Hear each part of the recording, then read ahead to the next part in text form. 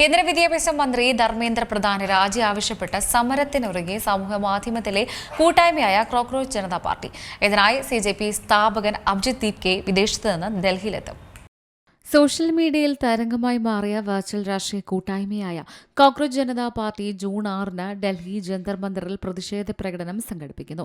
കേന്ദ്ര വിദ്യാഭ്യാസ മന്ത്രി ധർമ്മേന്ദ്ര പ്രധാന്റെ രാജി ആവശ്യപ്പെട്ടാണ് പ്രകടനം സംഘടിപ്പിക്കുന്നത്. ഇതിൽ പങ്കെടുക്കാനായി CJP സ്ഥാപകൻ അഭിജിത് ദീപ് കെ ഇന്ത്യയിലെത്തുമെന്ന് സോഷ്യൽ മീഡിയയിലൂടെ അറിയിച്ചു.